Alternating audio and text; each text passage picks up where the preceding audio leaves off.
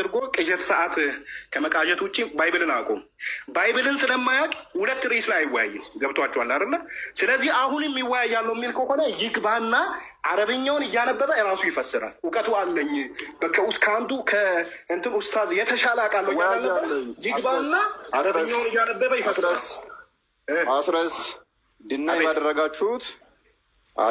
ባደረጋችሁት ደወል እወያያለኝ። ቪዲዮንም ባሰማሁት ተሳድቦበታል ባላችሁትም እወያያለሁ። አንሳ በሁለት ርዕስ እናውራው።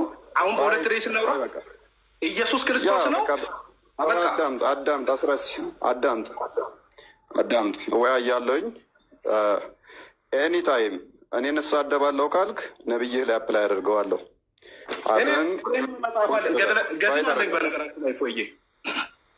በጣም ወደው አይ ላቭ ገድል በጣም ወደው ስለሆነ ወይ ተረጋጋ፣ እንወያያለን። ራሃሚ ደቂቃ ትይዝልናለህ፣ ሁሉንም ታስወጣቸዋለህ። አስወጣልን ቅድሚያ ራሃሚ። እኔ ርዕስ መርጫለሁ በባይብል አጠባበቅና በነቢዩ መሐመድ አለይሂ ሰላቱ ወሰላም። በቃ ችግር የለውም። አስወጣቸው። በመጽሐፍ ቅዱስ አጠባበቅ በአይሻ ጋር ብቻ አስወጣቸው። ሁሉንም በመሐመድ ጤነኝነት እና በመጽሐፍ ቅዱስ አጠባበቅ እናወራለን። አስወጣቸው ሁሉንም። እንደዛ ከሆነ እኛ ኢየሱስ ክርስቶስ መናፍቅ ነው ብለን፣ አንተ ደግሞ በዛ ርዕስ ማውራት ነው እንጂ ተመጣጣኝ የሆነ ርዕስ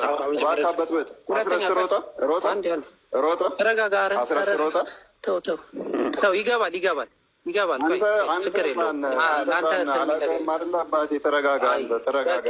ስለዚህ ማታቀኝ ከሆነ አትንጫጫ። በቃ ጸጠል። ማታቀኝ ከሆነ በሁለት ርዕስ እንወያያለኝ ገባሁለት። ስለዚህ አንተ ማን ቤት ነህ? ስድበ እዚህ ጋር ድምፅህን ለመስማት የገባ ሰው የለም። አውርዳችሁት ነው መሰለኝ። አስረስ ተመጣጣኝ ርዕስ ካልሆነ መጀመሪያ ደረጃ አታውራ። ሁለተኛ መርጧል ከኛ ሳይድ፣ እኔ ከእናንተ ሳይድ መርጫ። አንተኛው የሚታርቅ አቡኪ በአይሻ ጋር ብቻ ነው በመጽሐፍ ቅዱስ አጠባበቅ ብዬ ሁለቱንም አንተ አይደለም ርዕስ የምመርጠው። ከእኛ ጋር እኮ አንተ በራሴ የመረጥከው ሰው ከእናንተ ጋር ደግሞ ይመርጣለሁ። መፍትሄ አለ። አንተ አሁን ከእሱ ጋር ልወያይ የምትለው ከእኛ ጋር የማውራት አቅም አይደለ? ፈሪ ሰውዬ ለምን አትረጋጋም? ለምን ትፈራላችሁ? አትክዘኑ። እንደዚህማ ገርፋሃለሁ። ይኸው እንወያይ እያልኩ እኮ ነው። እኔ እውነት ነው ያዝኩት። አንተ ራሱ 40ቱን አምላክ አስወጣቸው ሁሉንም። እሱን ሆነ ማንኛውም ይሄንኛው የሚሆኑት መምጣት ይችላሉ። ችግር የለብኝም።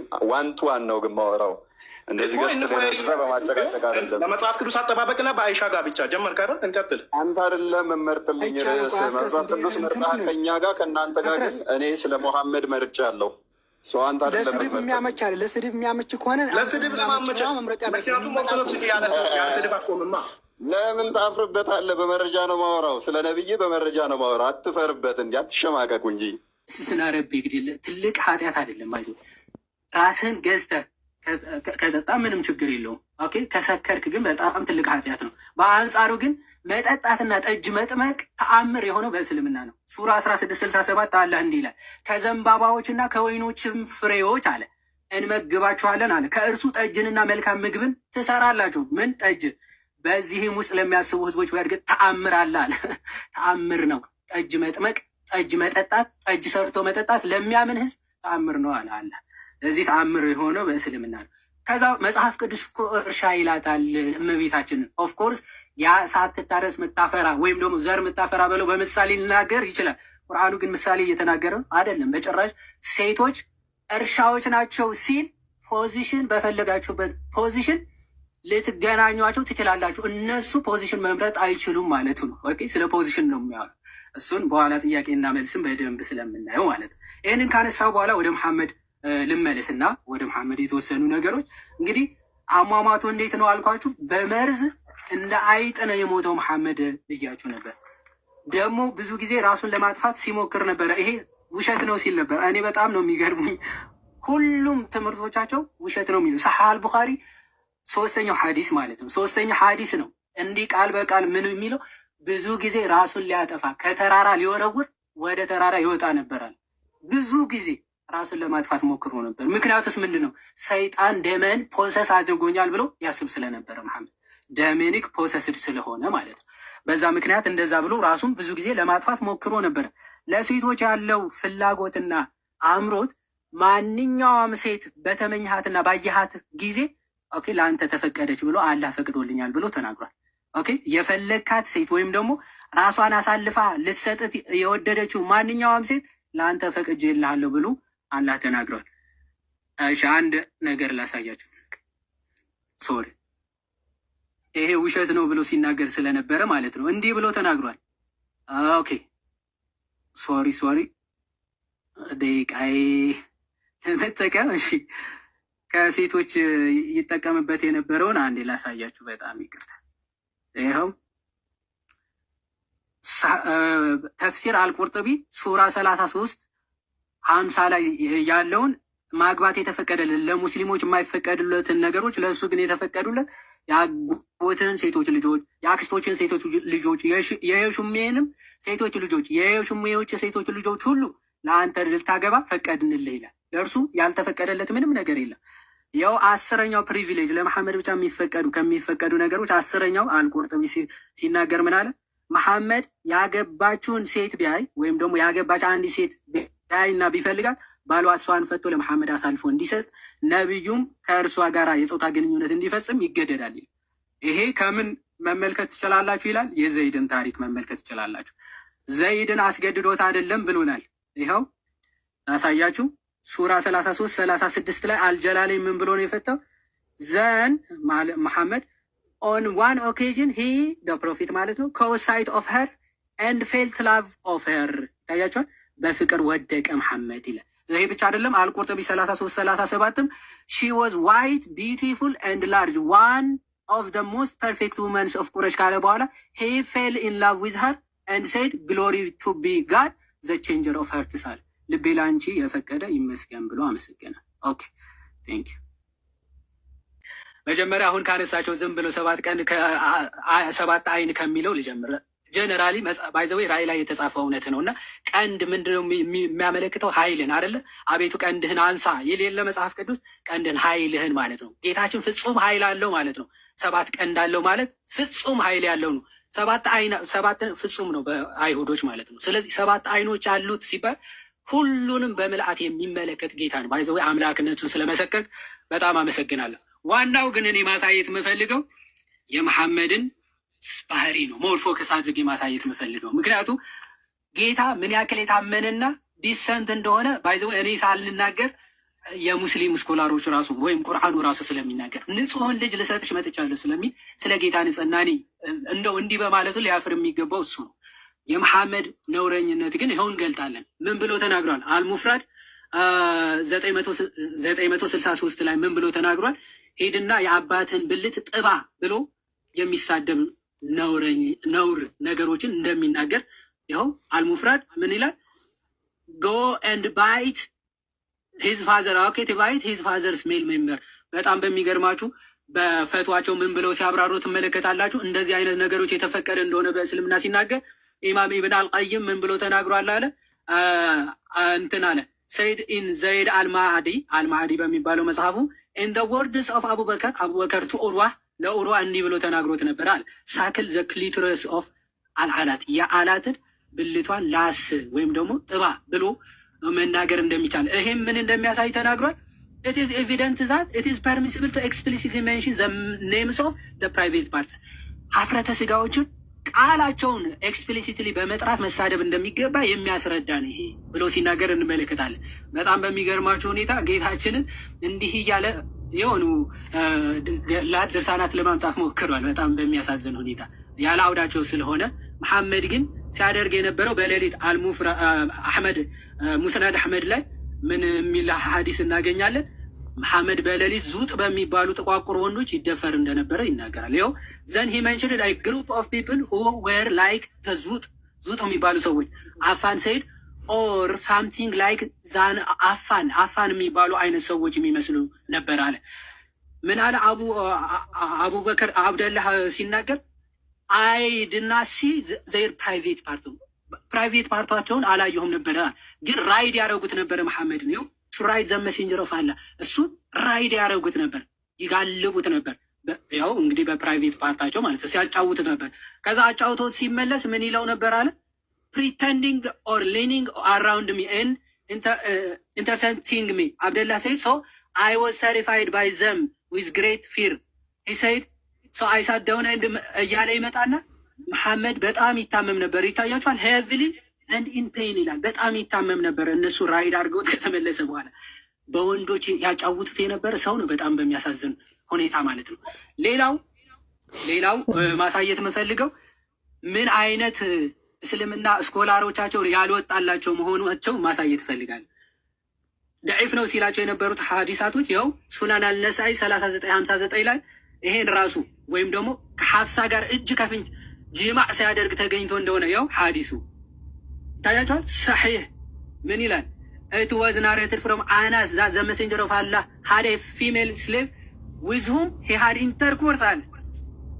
ኦኬ ማሪያ ጋር ሴክስ ያደርግ ነበር። ከዛ አይሻና ሐፍሳ ግን እጅ ከፍንጅ አገኙት ይላል። ያው ሰሒህ አይ እስልምና አይ እኚህ ሰውዬ ደግሞ ላሳያቸው። መሐመድ ዘይን ማለት እኚህ ናቸው። ታላቅ እንግዲህ በዚህ ዑለማ ከሚባሉ ሰዎች ናቸው። እሳቸው ናቸው እንግዲህ ምን ብለው ያብራሩት? ይሄ ታላቅ የቁርአን ተፍሲር የሚለውን ያብራሩት ማለት ያዘጋጁት። ምን ብለው ነው የፈቱት እሳቸው? ቆይ አንዴ ላሳያችሁ። ምን ብለው ፈቱት እሳቸው? አንዴ ሶሪ እንዲህ ብለው ነበር የፈቱት። ኦ ማይ ታይም። ኦኬ እንዲህ ብለው ነበር የፈቱት። ሙሉ ላንብብላችሁ። እንዲህ ብለው ፈቱታል። ያው ልጃቸው ወይም ደግሞ ማርያ በአይሻ ቀን በሌሊት ሚስታቸው በሐፍሳ ቤት ይዘዋት ገብተው ሐፍሳ ስላገኟቸው ተቆጥተው ከሌሊት ሴቶች ቤት የማያደርጉትን እኔ ቤት ያደረጉት ስለናቁኝ ነው በማለት ሲያማርሩ አይደለም ይህን ጉዳይ ለአይሻ አትንገሪያት አለ መሐመድ። ይሄን ሴክስ ሲፈጽም አግኝታው አዳራ አይሻ አትንገሪብኝ ብሎ አለቀሰ ይላል። እሷም ከዛሬ በኋላ በእኔ ላይ እርምናታ አሏታል። አረ እርምነች ካሁን በኋላ አላገኛትም አለ። እሷም ሰራተኛዋ ለማንም አትንገሪ ብለው ሳለ ለአይሻ ነገረቻቸው። ነብዩ ይህ ማድረጋቸው በአይሻ በኩል ሲሰሙ በዚህ ጊዜ ለአንድ ወር ወደ ሴቶቻቸው ላይቀርቡ ማሉ። ሌሊት ራቋቸው። ከዚያም በኋላ የአንቀጽ በዚህ አንቀጽ የሁኔታ አግባብ እንዳልነበረ ለማስተማር ይህ አንቀጽ ወረደ ይላል። ማን ያለው? ዋሂድና ስዩጢ አልዋሂድና ስዩጢ ዘግበውታል። ቴንኪው በጣም አመሰግናለሁ ስለነበር አቡ መውያ ቢስሚላህ። እሺ አንድ ጥያቄ አለ ከላይ እንደምታነቡት ማለት ነው። በመጀመሪያ ደረጃ እስልምና ስለ ሁሉም ጥያቄዎች መልስ አለው። ከሽንት ቤት አቀማመጥ ጀምሮ ስለ እያንዳንዱ ነገር መልስ አለው። አላህ ማፈረጥና ፊል ኪታቢ ሚን ሸይ ይላል። በመጽሐፍ ውስጥ ምንንም ነገር አልተውንም፣ እያንዳንዱን ነገር ምላሽ ሰጥተናል ይላል። ወደ ጥያቄው ስንመጣ አንድ ቃይዳ አለ። በባልና ሚስት መካከል ክልክል የሆነ ግንኙነት 3 አይነት ግንኙነት ብቻ ነው የተከለከለው። አንደኛ በወር አበባዋ ጊዜ ሚስትም በወር አበባዋ ጊዜ መገናኘት ሐራም ነው። ሁለተኛ የወሊድ ደም ወልዳ ሳለች የወሊድ ደም ላይ ሆና መገናኘት ሐራም ክልክል ተደርጓል። ሶስተኛው ደግሞ በመቀመጫዋ በኩል መገናኘት ሐራም ክልክል ተደርጓል። ከዚህ ውጪ ያለው ግንኙነት እንደፈለግ የተፈቀደ ነው። ከላይ እንደተጠየቀው በአፏም ይሁን እሱ የሷን በመላስ ወይም እሱ የሷን በመጥባት ይቻላል። የሚከለክለው ነገር የለም። ነገር ግን በሁለቱ መልካም ፍቃድ ሊሆን ይገባል። እሷን ማስገደድ የለበትም። በአፍሽ ካልጠባሽልኝ ብሎ እሱም ማስገደድ የለባትም። በመልካም ፍቃዳቸው እስካደረጉ ድረስ አይከለከሉም።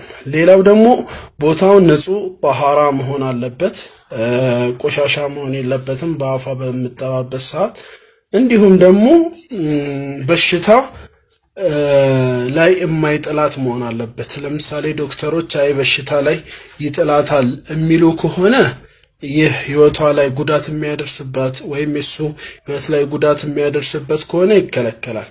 ከዛ ውጪ በየትኛውም የሰውነቱ አካል ከመቀመጫዋ ውጪ መገናኘት ማድረግ መሳሳም ይቻላል። በዚህ ጉዳይ ዑለሞችን ተጠይቀው የሰጡት ፈትዋ ተመሳሳይ ፈትዋ ነው። ከላይ ያለው ወንድም ማስረጃ ከየት እንዳመጣ አላቅም፣ ወላሁ አለም። እና የሚከለክል ምንም አይነት ደሊል ማስረጃ የለም። ንጽጽር ውስጥ መግባት አለብኝ ብዬ ስወስን የማውቀው ኢየሱስ ነብይ ነው፣ ኢየሱስ ፈጣሪ አይደለም የሚል እንጂ ስለ ነቢያችን አለይሂ ሰላቱ ወሰለም ሲራ አላውቅም፣ ስለ ሱሐቦች ሲራ አላውቅም። ፌስቡክ ላይ እንደመጣሁ ከዛሬ 10 ዓመት በፊት ካፊሮች ነቢያችን አለይሂ ሰላቱ ወሰለም እናታችን አይሻን በዚህ ዕድሜዋ ነው ያገቡት ምናምን ሲባል ከካፊር ነው ያወቅኩት።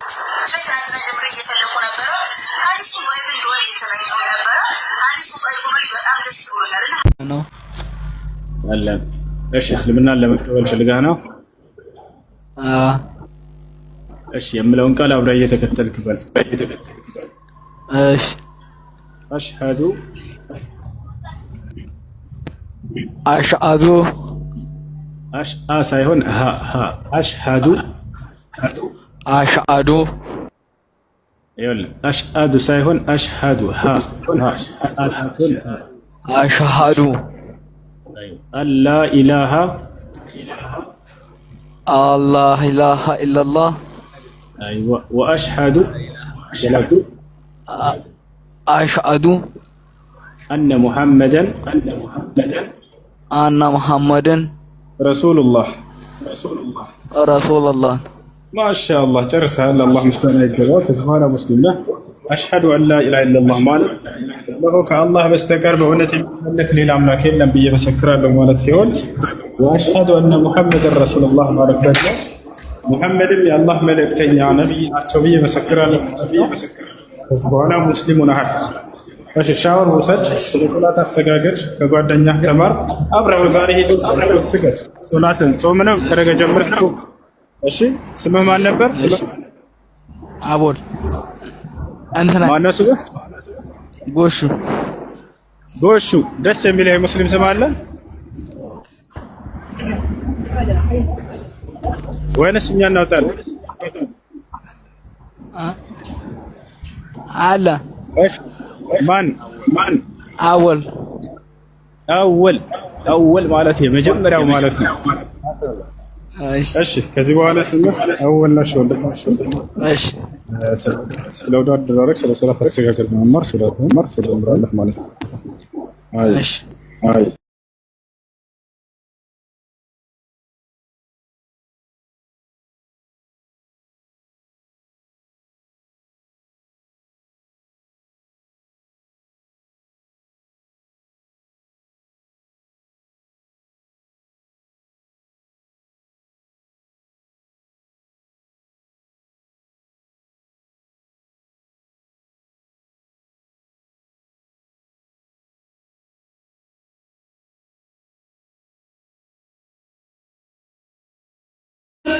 ጆሮዬን አልሰጥም።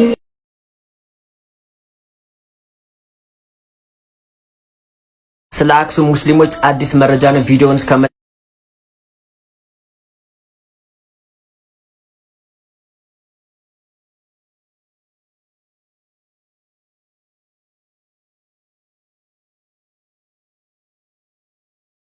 مولاي صل وسلم دائما